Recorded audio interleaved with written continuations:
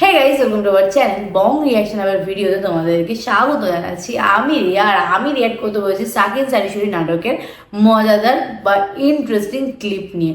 আর এটা হচ্ছে 46 নম্বর এপিসোডের লাস্ট ক্লিপ। হ্যাঁ, একদিন ভিডিও আসেনি কারণ একটু শরীরটা খারাপ, আমারও খারাপ, রাজীবেরও খারাপ, তো এই জন্যই ভিডিও আসেনি। আর তোমরা অনেকেই কমেন্ট করো, বা মানে আমি অনেকবার বলেছি তারপরেও কমেন্ট করো যে রাজীব কোথায়। তো রাজীব কিন্তু রাজীবের কাজ নিয়ে রয়েছে, তো ও কাজ নিয়ে এখন একটু এতই ব্যস্ত হয়ে পড়েছে, তো ওই জন্য ভিডিও রেকর্ড করতে পারে না, আমার সাথে বুঝতে পারে না। ইন ফিউচার চেষ্টা করছি একটুখানি সেট আপ গুছিয়ে নিয়ে, সব কিছু গুছিয়ে নিয়ে। তো ও হয়তো রোজ না বানালেও মাঝে মাঝেও আসবে ভিডিওতে, বাট তার জন্য একটু সময় লাগবে, এই হচ্ছে ব্যাপার। আর বাদ বাকি জিনিস জানতে গেলে আমাদের ব্লগটাকে ফলো করতে হবে। ব্লগ চ্যানেলটা ফলো করলে কিন্তু তোমরা সব জানতে পারবে। এত কোশ্চেন তোমাদের তখন আসবে না, কারণ কোশ্চেনের উত্তর কিন্তু ব্লগ চ্যানেল। তো যাই হোক, চলো বেশি দেরি না করে আজকে ভিডিও স্টার্ট করা যাক।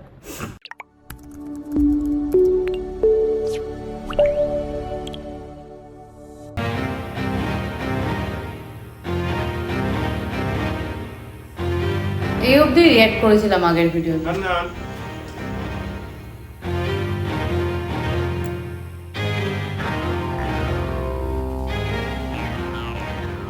ডাকলে কিসের জন্য রওশন? আচ্ছা, তুই কি মুন্ডাদের বডিগার্ড হলো নাকি? বডিগার্ড? আচ্ছা, মনে করো হইলাম, তাতে কি তোমার কোনো অসুবিধা হচ্ছে নাকি? অসুবিধে? কে আবার অসুবিধে হবে কেন? আচ্ছা, এই হঠাৎ করে তোগারে মন্ডলের বডিগার্ড নিয়ে চলা শুরু করেছে কি জন্যে? কে রে? আচ্ছা, কি হয়েছে? সে কৈফিয়ত নিশ্চয় তোমাকে দেওয়া লাগবে না। তোমাকে আমি একদিন খালি কথা কই, তুমি তোমার নিজের সরকায় খালি তেল দাও।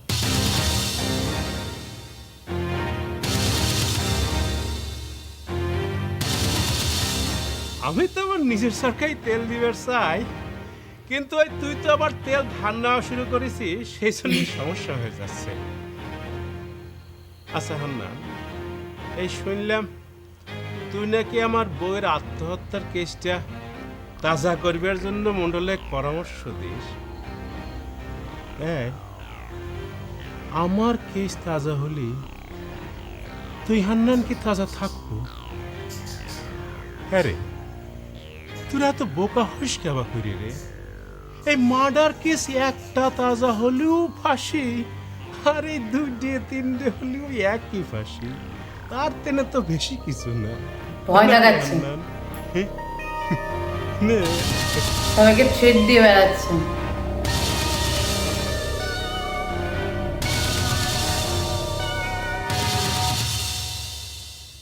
না না মন্ডল সাহেব, রওশন তো দিন দিন আরো বেশি বেয়াদবি করতেছে। ও তো মনে করতেছে আমি যা করতেছি তাই তো পার পায়ে যাচ্ছি। এখন সে ধরাক সরাগান মনে করতেছে। ওর একটা ব্যবস্থা করা যায় না? ব্যবস্থা নিব কার ভরসায়? এই যে তোরা দুইজন মানুষ, তোরা তো একমত হতেই পারিস না। হ্যাঁ, এই যে এত কথা কলু তুই রসনে ক্লিয়ে, তোর খালাতো ভাই মনে করে শুনতেইস না। আমার ঘরের মতো মানুষ শুনলেই কি আর না শুনলেই কি মন্ডল সাহেব? বিয়ে না হলে যে মানসি এত শোক করে বারে খালাতো ভাই, তা তোক না দেখলে আমার মনে হয় টেরি পাইতেম না। না, মানুষ তো শোক করবি না, সকলে মিলে পাটি পারে বসে হাসাহাসি করবি। তুই তো টিটকিরি দিবই, তুই তো মনে মনে খুশিই হয়েছিস।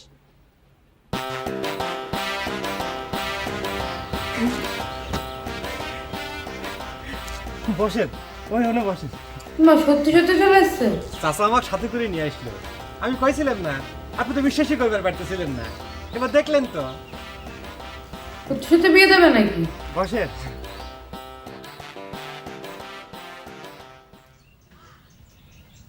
রিতন,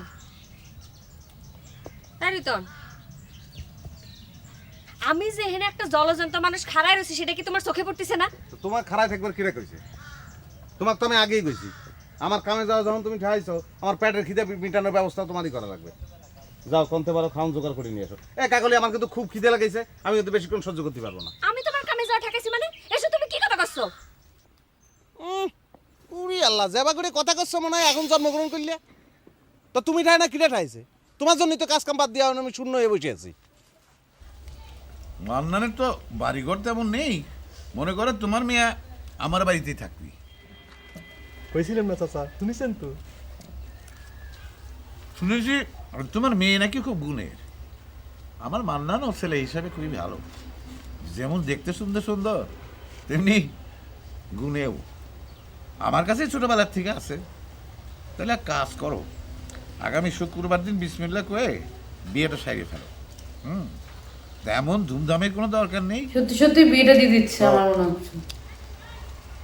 মান্নান 2-4 জন নিয়ে গিয়ে তোমার মেয়েটা তুলে দিয়ে আসবি। আর খাওয়া দাওয়ার তেমন কোনো বড় আয়োজন করো না, ওই 4-5 জন লোক খাবে আর কি। আমি তো তোমার অবস্থা জানি। তাহলে কথা পাক্কা, আগামী শুক্রবার। চাচা চাচা কান্দিছেন কেন? কাঁদেন না, কান্দিছেন কিসের জন্য? নিয়ে ভালোই থাকবি না। এই দেখো তো চাচা, মায়া তো চিরকাল থাকবে না। ও চাচি, খুব খুশি, বিয়ে ঠিক হয়ে গেছে। কি রে, সালামে ধুম পড়ে গেল কেন? ওই শুইতে মুখী সালামটা করা লাগতেছে। সামনে শুক্রবার আমার বিয়ের কথাটা ফাইনাল হয়ে গেল তো তাতে।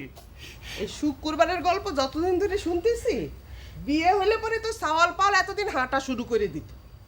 এবার আর মিস হচ্ছে না চাচি, আমার শ্বশুর স্বয়ং নিজে এসে সবকিছু ফাইনাল করে গেছে। কবের পারেন যে আমাকে একটু আশীর্বাদও করে গেছে। কিন্তু আমি তো শুনলাম শাড়ি শুড়ির থেকে কোন মেয়ে তুলে আনার জন্য তোর মন্ডল নাকি ওই খদবাড়িয়া সিরল থেকে মানুষ হায়ার করে আনিছে। ওসব আর কিছুই করা লাগতেছে না চাচি, অবশ্যই সব হয়ে যাচ্ছে মনে করেন। আপনার কাছে কতি সরব লাগতেছে। আমার বউ বুঝছেন, তার বাপের মুখের বর কইছে আমাক সারা জীবনে সে কেন বিয়ে করবি না। কিরম পাগল দেখিছেন?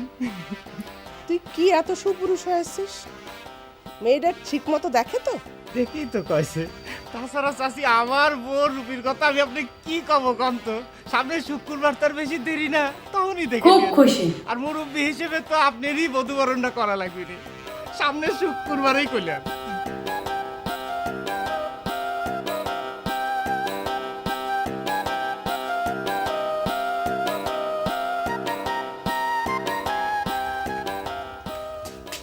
তুমি কখন আইছো? কেউ দেখি ফেলা নাই তো? দেখবি না কে? আমি কি বেশি খালি পলায় আসছি নাকি? মানান ভাই তোমাকে দেখিছে? আরে ভাই, তার শুভ খবরের ফয়সালার জন্যই তো আইছিলাম। তার সঙ্গে দেখা হবে নি কে? শোনো, মান্নান ভাই এখন এমন খুশি হয়েছে যে পালিয়ে আমার কাঁধে করে লিয়ে আছে। মান্নান ভাই তোমাকে দেখি কিছুই কয় নাই? মান্নান ভাইয়ের কিছু কওয়ার কথা নাকি? তুমি কি তারে কোনো খবর দিয়ে চাও? আরে বোকা, আমি আর মানুষ পেলাম না। মান্নান ভাইকে তোমাকে খবর দেব। সেদিন রাত্রিবেলায় মান্নান ভাই তোমার সাথে আমার কথা হতে দেখি ফেলাইছে।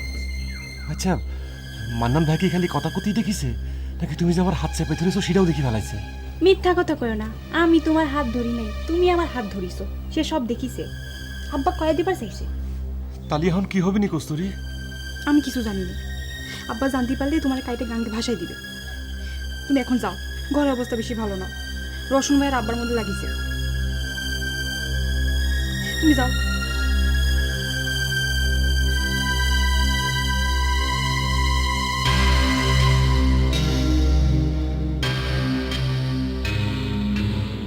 এই যে মান্নান ধরেছে। তুই তো জবর হারামি সওয়াল রে গুলাম। যে পাতে খাস সে পথছাতা করতি, তোর 5টা পরানে একটা কথাও করলে না রে। তুই কি করতেছিস? মান্নান ভাই, আপনার পা ধরে করছি, কথা টাকাও কয়ে দেন না। কব না মানে? আমি কি তোর মতো নেমখারাম রে? এই কথা যদি আমি মন্ডল সাহেব না কই, তাহলে নেমখারামি হয়ে যাবি রে। মান্নান ভাই, আমি তো আপনার জন্য কম কিছু করিনি। তুই আমার জন্য যা কিছু করেছিস তার জন্য আমি তো তোর কাছে কৃতজ্ঞতা আছি। এটা তো অন্য কাছে। তোর মতো একটা লোক মন্ডল সাহেবের মেয়ের দিক হাত বাড়াইছে, এই জন্য তো তোর আমার হাতটা ভাঙিয়ে দেওয়া উচিত। মান্নান ভাই, আপনি আমার গায়ের কুটুম হচ্ছেন। আপনি আমাকে যে শাস্তি হয় দেন, দরকার হলে কাটে পিস পিস করে ফেলান, তাও কথাটা মন্ডল সাহেব কয়ে দিয়েন না। আপনার শেফালির কিরে লাগে মান্নান ভাই? দিলু তো মনটা নরম করে।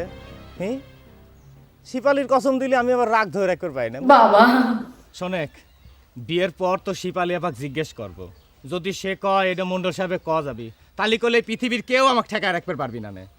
এখন চলে যা। তোকে জেনে আমার এই বিয়ের আগে আর এই কস্তুরীর এখানে কথা কবে রাস্তে না দেখি। যা। ওদিক কোনে যাচ্ছ হে? এই দিক যাও, যাও।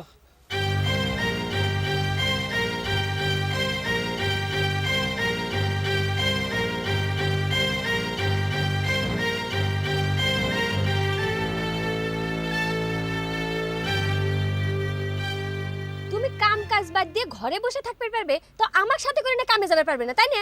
তো তোমাক কিসের জন্য আমি কামে নিয়ে যাব? কুফিয়া কোনেকার? কি কইলে? আমি কুফে? তুমি আমার কুফে পেলে? আমার সাথে করে নিয়ে যায় তুমি জীবনে যত বড় দান মারিছো, জীবনে চিন্তা করেছিলে এত বড় কি দান লাভ হলো মেরে? আমি তো হোন্ডা খান দেখায় তোমাকে কইলাম যে হোন্ডা খান মারে নিয়ে আসো, চিন্তা করে দেখো। খুব ভালো করে চিন্তা করে দিয়েছি। হুন্ডা মারার পরে কত ঘটনা ঘটে গেল। ওর মায়ের পর্যন্ত খাওয়া লাগলো, গায়ের বাতায় এখনো যায়নি। তোমার কি কব? তুমি তো একটা লুবি মেয়ে, তুমি তো একটা রাক্ষস। আমার নজর ছিল মোবাইলের দিকে, তুমি হুন্ডার দিকে নজর দেওয়া। কিসের জন্য দেওয়া হয়েছে কদিন? তুমি আমাকে লবি কইলে, তুমি আমাকে কুফা কইলে, এসব কথা তুমি কইবার পারছো? তুমি আসলে একটা বেইমান লোক রুতো, অনেক খারাপ। আরে তো তুই আমাকে ওই হোন্ডার ভাগের টাকা দিয়ে তারপর কথা কবি। টাকা গাছে ঝুলতেছি, নালে কিন্তু তোর খবর করে ছাড়বো আমি। কত কিছু করে ছাড়বে। সবসময় রোহিত কাকুলিকে রাগিয়ে দেয়, সব সময়, এভরি টাইম। এটা কি?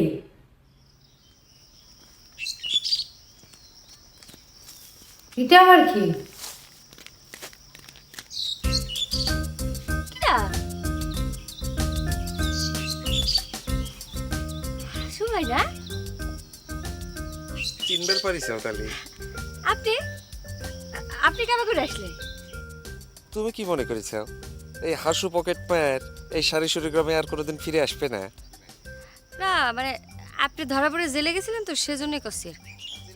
আচ্ছা, এটা ওই গ্রামের একজন মানুষ। পকেট মারির দোষে তো আর ফাঁসি হয়ে যাবে না নাকি? ভাবছিলে আর কোনোদিন আমি ফিরেই আসবো না? চিনবেন নাই পারি তা আপনি মনে করেন মোটা হয়ে গেছেন, পুলিশের হাতে ভালো মতো পাইনেট হয়েছিলেন নাকি? আরে দূর, পুলিশের মায়ের খেয়া মানুষ মোটা হয় নাকি? তা জেলখানা গেলে মানুষ এমনি একটু মোটা হয়ে যায়, সুখী থাকলে যা হয় আর কি, বুঝছো? তা বাদ দাও আমার কথা, তোমার কথা কও। আচ্ছা তার আগে কও তো, তুমি তো এর আগে আমাক তুমি করে কইতে, হঠাৎ আপনি করে করছাও, পর করে দেওয়ার ধান্দা নাকি? ও তুমি করে কইতাম নাকি? আচ্ছা মেলা দিন আগের কথা ভুলে গেছি। ও তো রুইতনের সাথে কি টাকা নিয়ে ঝগড়া করতেছিলে? টাকা মারিছে তোমার? ও তো একটা চিটার চাংরা, তা তো তোমাকে আগে কইছি না আমি? কতদিন আগে কইছি? কত টাকা মারিছে ও? হ্যাঁ আমাক কও, কেবা করে টাকা উদ্ধার করে দেওয়া লাগে আমাক কও, আমি দেখা দিচ্ছি। ওরে আল্লাহ হাসু ভাই, ওই রুইতনের খিদা লাগেছে, আমি তো ভুলেই গেছিলাম, তার জন্য ভাত নিয়ে যাওয়ার কথা। আমি যাই। শালা রুইতন, তোমাক সাইজ দিচ্ছি, দাঁড়াও। কি করছেন ম্যাডাম? হ্যাঁ, আমাদের গায়ের নামটা সুন্দর। ওরা ম্যাডাম গায়ের নাম কি, আমাদের গায়ের মানুষও অনেক ভালো। ওরে ভাই, সেটা তো করি আমরা পেটের দায়ে করি, সেটা আমাদের পেশা। তাই চুরি পেশা? কে? আপনার আশপাশের লোকজন যে চুরি করে তো সেটা চুরি নেয় না ম্যাডাম। আসবেন, আসেন আসেন। হ্যাঁ ম্যাডাম, র্যাবলি আসবেন না? ভয় তো একটু করেই ম্যাডাম। কেবা করে আসবেন? ঈশ্বরদীর নাম শুনেছেন না? হ্যাঁ ঈশ্বরদী, বড় জংশন। হ্যাঁ, তারপরে মুলাডুলি, তারপরে মুরাদনগর, তারপর চাটমোহর, তারপর পার হয়ে শরৎনগর, সেখানে নামবেন। সোজা কি শুধু রেল লাইন ধরে হাঁটবেন, হাঁটলি কইডাঙ্গা ব্রিজ, সেই ব্রিজের নিচের থেকে নায় উঠবেন। নায় উঠে চলন বিলের কথা তো আর আপনার।